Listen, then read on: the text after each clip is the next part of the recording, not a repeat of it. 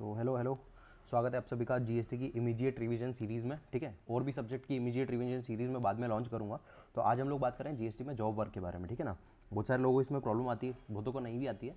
तो immediate web revision series के बारे में आपको थोड़ा सा बता दूँ। ये हम लोग ट्राई करेंगे करीब 5 मिनट से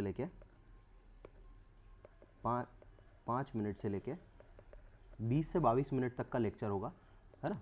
सिर्फ जॉब वर्क का नहीं, मतलब एडिशनल चैप्टर भी जो आएंगे वो जॉब वर्क और कम में खत्म हो जाएगा, लेकिन 20 से 22 minute is the maximum limit जिसमें हम लोग ट्राई करेंगे खत्म करने का बाकी लेक्चर्स को। ठीक है ना, तो आज बात करते हैं जॉब वर्क के बारे में। जॉब वर्क होता क्या है, देखो सपोज कि आप प्रिंसिपल हो। ठीक है, ये खुद को कंसिडर करना है कि आप प्रिंसिपल हो। अब प्रिंसिपल क्या करता है कि कई बार सामान खरीदता है, लेकिन कुछ काम करने के लिए वो जॉब वर्क के पास में पहुंचाता है। सपोज कि आपके पास में एक कार की कंपनी है, आपने कार मैन्युफैक्चर करी।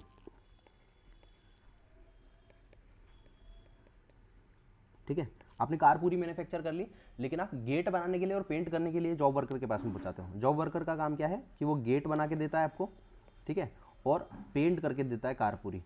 ठीक है, बाकी स्ट्रक्चर आप कंप्लीट कर लेते हो। ठीक है, तो यहाँ पे आपने क्या करा, आप अपना जो कार अपनी बनाओगे वो कार को आप यहाँ पहुँचाओगे। ठीक है, तो इसको बोलेंगे हम लोग कि आपने अपने जो इनपुट्स हैं वो जॉब वर्कर के पास में पहुँचा दिए। कार के साथ में आप क्या कर सकते हो, कुछ मशीनरी भी दे सकते हो कि ले एक काम कर, इस मशीन से गेट प्रोड्यूस करना या इस मशीन से पेंट करना, जिससे पेंट की क्वालिटी अच्छी आएगी। ठीक है ना, तो आप अपना कैपिटल गुड्स भी सामने वाले को दे सकते हो। और तीसरी चीज़ क्या होती है कि आप सामने वाले को मोल्ड्स,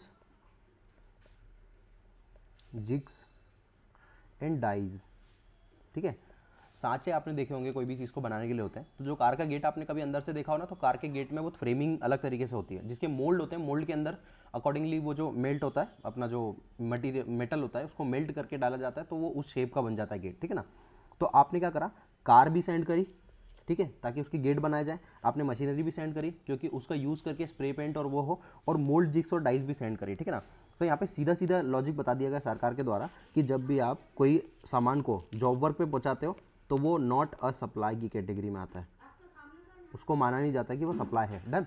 ठीक है, तो सप्लाई ऐसे केस में क्या हुआ कि जब इतनी बात अगर करके छोड़ देती सरकार, तो यहाँ पे क्या हो जाता, लोग क्या करते, सामान खरीदते और किसी को बेच देते और बता देते कि हमने जॉब वर्क पे दिया है। ठीक है ना, तो सरकार ने इसके कारण एक लिमिट लगाई। उन्होंने बोला कि अगर आप इनपुट बेचते हो तो आपको इनपुट 1 साल में वापस रिटर्न आ जाना चाहिए, कैपिटल गुड 3 साल में रिटर्न आ जाना चाहिए। ठीक है ना, और मोल्ड, जिग्स एंड डाइस को ऐसा माना गया है कि वो कंटिन्यू वाली चीज़ है। जैसे मान लो सालों साल मेरी कार मैन्युफैक्चरिंग चलती रहेगी और सालों साल जॉब वर्कर के पास भी काम चलता रहेगा, तो हर साल या 2 साल 3 साल 5 साल में मैं मोल्ड, जिग्स और डाइस को रिटर्न नहीं कर सकता हूँ। तो इनके लिए फिर कोई लिमिट नहीं बनाई है। ठीक है ना, आप ये उनको भेजो, कोई प्रॉब्लम नहीं है, उनके पास में पड़े रहेंगे, चलेगा। लेकिन आपको मशीनरी जो इनपुट है वो 1 साल में रिटर्न कर लेना है और कैपिटल गुड आपको 3 साल में रिटर्न कर लेना है। आगे एक और चीज़ बताई गई कि सरकार चाहे तो उसको इस टाइम को एक्सटेंड कर सकती है 1+1 ईयर में, और इसको एक्सटेंड कर सकती है 3+2 ईयर में। यानी कि 1 साल और 3 साल का पीरियड तो दिया ही है, लेकिन सरकार और चाहे तो 1 साल और 2 साल से इनपुट और कैपिटल गुड को टाइम को एक्सटेंड कर सकती है। ठीक है, अब सिंपल सी बात है कि अगर टाइम के अंदर नहीं आया वापस रिटर्न, है ना, तो उसको मान लिया जाएगा कि वो आपने सप्लाई कर दिया है। डन, यहाँ तक क्लियर होगा आपको, यही जॉब वर्क की बात है।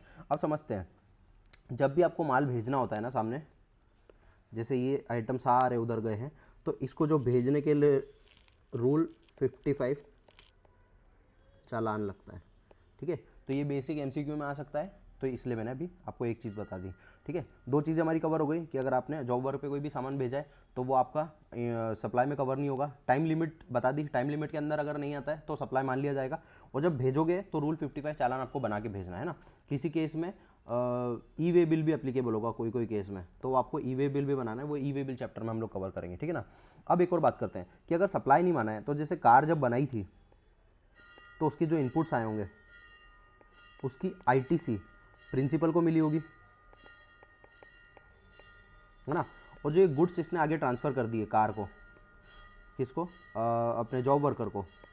ठीक है, तो क्या आईटीसी भी ट्रांसफ़र हो जाती है? जी नहीं, आईटीसी स्टेज विद प्रिंसिपल, है ना। जब तक वो पीरियड दिया गया है कि 1 साल और 3 साल का, उस पीरियड के अंदर जब तक सप्लाई नहीं मानोगे तब तक आईटीसी नहीं होगी। तो आईटीसी का जो कॉन्सेप्ट है, इसमें बोला गया कि आईटीसी जो है वो प्रिंसिपल के साथ ही रहती है, मतलब प्रिंसिपल के पास ही रहेगी आईटीसी। और जैसे ही वो रिटर्न आ जाएगा सामान, जब प्रिंसिपल आगे बेचेगा सामान, जॉब वर्कर से लेके जब सेल करेगा, तो उसकी आईटीसी आउटपुट टैक्स इस पे चार्ज करेगा और आईटीसी अगेंस्ट में क्लेम कर लेगा। डन। तो ये दूसरा पॉइंट मैंने आपको बताया। तीसरे पॉइंट की बात करते हैं। अब यहाँ पे क्या होता है, कई बार एक और चीज़ समझना। अब मान लो एक प्रिंसिपल है, एक जॉब वर्कर है ना, और एक डीलर है ना। एक डीलर, एक केस ही बना लेते, दूसरा केस एक और बना लेंगे। मान लो ये एमपी का डीलर है, मध्य प्रदेश का, और जॉब वर्कर जो है वो गुजरात में है, ठीक है, गुजरात में है। अब जो प्रिंसिपल है हमारा वो डीलर से माल खरीदता है ना, और जॉब वर्कर को पहुंचाता है। लेकिन ये डीलर भी अगर गुजरात का हुआ, ठीक है, अगर ये डीलर भी गुजरात का हुआ, तो यहाँ पे क्या होगा, कितनी बड़ी बेवकूफ़ी हो जाएगी कि अगर मैं गुजरात से पहले मध्य प्रदेश में माल मंगाऊँ, फिर उसके बाद मैं मध्य प्रदेश से अगेन गुजरात में वापस भेजूँ। तो यहाँ पे जो है छूट दी सरकार ने कि भैया आप एक काम करो, आप जब बाय करते हो तो डीलर इनवॉइस आपके नाम पर बना दे, लेकिन माल डायरेक्ट यहाँ डिलीवर कर दे, चलता है, ठीक है। तो इसमें कोई भी खामी नहीं, मतलब इसमें ऐसा नहीं होगा कि डिलीवरी यहाँ हुई तो आईटीसी जॉब वर्कर को मिल जाएगी, ऐसा नहीं होगा। आईटीसी प्रिंसिपल के पास ही रहेगी, क्योंकि इनवॉइस है ना। आपने सप्लाई चैप्टर में पढ़ा होगा, सप्लाई चैप्टर में प्लेस ऑफ सप्लाई आपने पढ़ा होगा, जहाँ पे bill to ship to model होता है कि billed to principal and shipped to job worker. तो यहाँ पे जो बिल जिसके नाम पे बनती है वही प्लेस ऑफ सप्लाई होता है, तो प्रिंसिपल के पास ही रहेगी आईटीसी। एक दूसरा केस वो बताता हूँ। केस 1 ये था जब माल हमने खरीदा है, जब माल हमने जॉब वर्कर के यहाँ पे डिलीवर करवाया। अब एक और चीज़ समझो, ये प्रिंसिपल है, जॉब वर्कर है, और ये दिल्ली में रहता है, राजस्थान का डीलर है। पे एक और जो है वेंडर मिला है ना। प्रिंसिपल ने क्या करा, जॉब वर्क के लिए सामान पहुंचाया, जैसे मान लो बॉटल्स बनाने के लिए पहुंचाई, बॉटल्स है ना। अब बॉटल तो उनके पास में बन गई, जॉब ये भी दिल्ली का है, इसी बीच में प्रिंसिपल को एक वेंडर मिल गया जो भी दिल्ली का है। तो अगेन वही वाली बेवकूफ़ी वाली बात हो जाएगी कि दिल्ली से पहले जॉब वर्कर के यहाँ से सामान हम अपने घर पहुँचाएं, फिर उसके बाद में यहाँ से दिल्ली डिलीवर करें। तो इससे बेटर ये है ना कि जॉब वर्कर के प्लेस से डायरेक्ट डिलीवर कर दिया जाए, है ना। तो सरकार ने यहाँ पे अलाउ किया, लेकिन उसके लिए एक और चीज़ बोली कि जॉब वर्कर के प्लेस से आप क्या कर सकते हो, वेंडर के यहाँ डिलीवर कर सकते हो, यानी कि सप्लाई कर सकते हो जॉब वर्कर के प्लेस से। लेकिन उसके लिए एक शर्त रखी, सरकार ने बोला कि अगर आपको जॉब वर्कर के प्लेस से डिलीवर करना है अपने वेंडर को, तो यहाँ पे जॉब वर्कर के प्लेस को एडिशनल प्लेस ऑफ बिजनेस आपको डिक्लेयर करना होगा। कई सारे लोग सीए फाइनल में आर्टिकलशिप में आपने जब अप्लाई करा हो जीएसटी के लिए, तो प्रिंसिपल जब हम रजिस्ट्रेशन करने जाते हैं तो एडिशनल प्लेस ऑफ बिजनेस का ऑप्शन हम लोग बंद करके रखते हैं, ठीक है ना। तो यहाँ पे अपने को कभी भी जॉब वर्कर का पॉइंट आए तो यहाँ पे अपने को क्या करना है कि एडिशनल प्लेस ऑफ बिजनेस को ओके करना है, उसके अंदर जॉब वर्कर का एड्रेस डाल देना है, ठीक है। यहाँ पे एक और छूट दी सरकार ने, बोला कि अगर मतलब क्या होता है, देखो सरकार के पास में जॉब वर्कर की डिटेल नहीं होती कुछ भी, है ना। तो हम लोगों को बोला गया कि तुम एक काम करो, जॉब वर्कर को as additional place of business declare कर दो, यानी कि उसका एड्रेस वगैरह सब सारी चीज़ें दे दो, तो सरकार के पास में एक पता तो चल जाए कि जॉब वर्कर कहाँ से है, ठीक है। लेकिन सरकार ने बोला कि अगर जॉब वर्कर रजिस्टर्ड पर्सन है खुद, तो इसकी सारी डिटेल सरकार के पास में होंगी, तो there is no need to declare it as additional place of business. वहाँ पे फिर अगर रजिस्टर्ड है तो सीधा सप्लाई करो, कोई इशू नहीं है, ठीक है। तो यहाँ से आप डायरेक्ट सप्लाई कर सकते हो। तो यहाँ तक के पॉइंट मैंने काफ़ी सारे तुम्हारे कवर कर दिए, है ना। टाइम लिमिट कवर कर दी, और वेंडर के यहाँ से डायरेक्ट हम ले भी सकते हैं, है ना, और डिलीवर भी कर सकते हैं जॉब वर्कर से डायरेक्ट अपने बायर के पास में, है ना। बायर के पास में डिलीवर करने के लिए दो ऑप्शन, कि अगर जॉब वर्कर रजिस्टर्ड नहीं है तो अपन हमारे एडिशनल प्लेस ऑफ बिजनेस में जॉब वर्कर को दिखा दें, और अगर जॉब वर्कर खुद रजिस्टर्ड है तो ऐसा कोई भी खटकर्म करने की आपको ज़रूरत नहीं है, ठीक है। आगे बात करते हैं। अब यहाँ पे देखो, सरकार को पता कैसे चलेगा कि कोई भी सामान आपने एडिशनल प्लेस ऑफ बिजनेस मतलब जॉब वर्क के लिए भेजा है, ठीक है।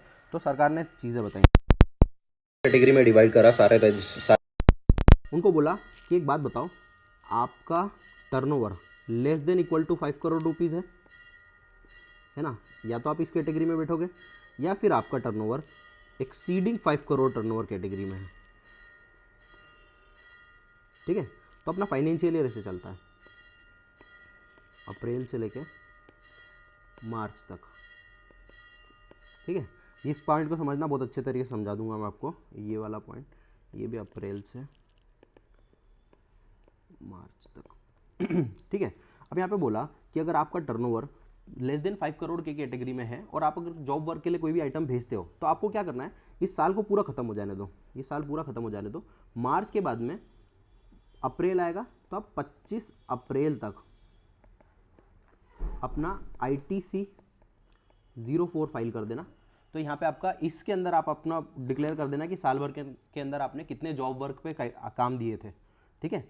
तो जो जिनका लेस देन टर्नओवर 25 करोड़ है, 5 करोड़ है, तो उनको तो एक ही बार करना है पूरे साल भर के अंदर। लेकिन जिनका 5 करोड़ से एक्सीडिंग है उनको सरकार ने यही काम 2 बार करने के लिए बोला। अब ऑब्वियस ही बात है, जब 2 बार करने के लिए बोला तो यहाँ पे सितंबर में आपका ईयर एंड होगा एक तो बीच वाला, और एक बार मार्च में ईयर एंड होगा। तो सितंबर वाला अगेन आपको क्या करना है, इससे 25 दिन यानी 25 अक्टूबर को आपको डिक्लेयर करना है, और ये वाला पार्ट 25 अप्रैल को आपको डिक्लेयर करना है, ठीक है।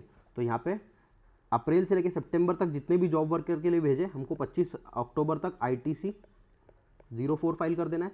उसके बाद में सितंबर से लेकर मार्च तक जितने भी हमने जॉब वर्क के लिए भेजे उसको 25 अप्रैल तक हमको ITC 04 भर के बता देना है कि कितने कितने जॉब वर्क के लिए भेजे थे। बस जिनका टर्नओवर 5 करोड़ से कम है उनको एक ही बार करना है, जिनका टर्नओवर 5 करोड़ से ज़्यादा है उनको 2 बार करना है ये काम, ठीक है। इसका क्वेश्चन बैंक इतने सारे जितने टॉपिक अपने कवर करें उसके अंदर हो जाएगा। लेकिन एक चीज़ और बता देता हूँ, एक क्वेश्चन है जो इनके अंदर कवर नहीं हो रहा। कभी कभी क्या होता है, ये प्रिंसिपल है, बस लास्ट 1 मिनट के अंदर लेक्चर खत्म हो रहा है। प्रिंसिपल ने जॉब वर्कर को माल बेचा है ना, जॉब वर्कर ने क्या करा, उस पर प्रोसेस कर कुरा के इस प्रिंसिपल को वापस दे दिया, लेकिन उसमें से कुछ स्क्रैप बचा है ना। अभी एक सेकेंड स्क्रैप हटाते हैं। देखो जॉब वर्कर ने चार्ज करे इस काम के लिए 2 लाख रुपये, तो जॉब वर्कर सीधी सी बात है इस 2 लाख पे GST तो भरेगा ही भरेगा। लेकिन जॉब वर्कर के पास में इस प्रोसेस करे हुए आइटम में से कुछ स्क्रैप निकल के आया था, ठीक है ना। तो ये स्क्रैप अगर ये सेल करता है तो इस सेल के ऊपर भी GST जॉब वर्कर को भरना पड़ेगा।